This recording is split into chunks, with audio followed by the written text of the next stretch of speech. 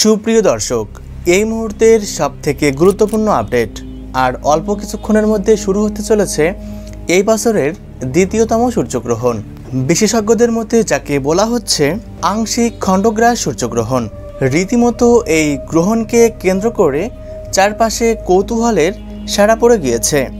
বলা হচ্ছে একটানা 4 ঘন্টা 24 মিনিট এই গ্রহণটি দৃশ্যমান থাকবে, যার প্রভাবে দিনের বেলাতে ঘনিয়ে আসবে রাতের মতো অন্ধকার এবং এই গ্রহণটি শুরু হয়ে যাবার ঠিক 8 ঘন্টা আগে থেকেই শুরু হয়ে যাবে এর সূতককাল। তাই সূতককালের সময় থেকে শুরু করে গ্রহণ শেষ হওয়া পর্যন্ত প্রত্যেককেই সাবধানে থাকতে বলা হচ্ছে।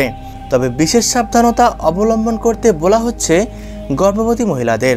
আসুন দেখে নেওয়া যাক এই গ্রহণটি ঠিক কখন শুরু হবে, কখন শেষ হবে, কোন কোন জায়গা থেকে দেখা যাবে আর বিশেষজ্ঞদের তরফ থেকে গর্ভবতী মহিলাদের জন্য ঠিক কী কী সাবধান বার্তা জারি করা হয়েছে।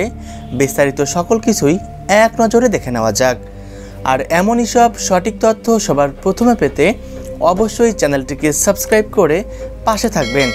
আর আপনি কোন জেলা থেকে এই ভিডিওটি দেখছেন সেটা কমেন্ট করতে ভুলবেন না। দর্শক বন্ধুরা, বছরের এই দ্বিতীয়তম সূর্যগ্রহণটি নিউজিল্যান্ড, মেলানেশিয়া, পলিনেশিয়ার পূর্বাংশ এবং অ্যান্টার্কটিকার পশ্চিমাঞ্চলের দেশগুলি থেকে দৃশ্যমান থাকবে। একই সাথে ভারত এবং বাংলাদেশের বেশ কিছু জায়গা থেকে দৃশ্যমান থাকবে বছরের এই দ্বিতীয়তম সূর্যগ্রহণটি।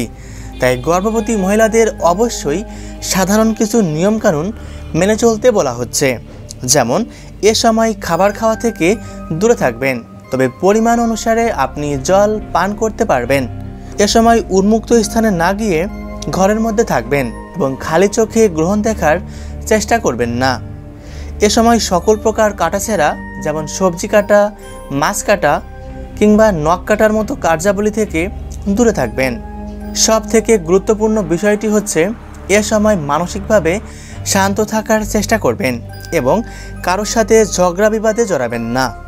আর গ্রহণ শেষ হলে স্নান করবেন এবং নিজ নিজ ধর্ম মোতাবেক সৃষ্টিকর্তার কাছে প্রার্থনা করতে ভুলবেন না। সুপ্রিয় দর্শক, এই গ্রহণটি সম্পন্ন হবে 21শে সেপ্টেম্বর রবিবার। বাংলাদেশ সময় অনুসারে এই গ্রহণ শুরু হবে রাত 11:30 এবং শেষ হবে রাত 3:54 ভারতীয় সময় অনুসারে এই গ্রহণ শুরু হবে রাত 11টায় আর গ্রহণ শেষ হবে রাত 3:24। সুপ্রিয় দর্শক, ভিডিওটি অবশ্যই আপনার প্রিয়জনদের সাথে শেয়ার করবেন। ধন্যবাদ।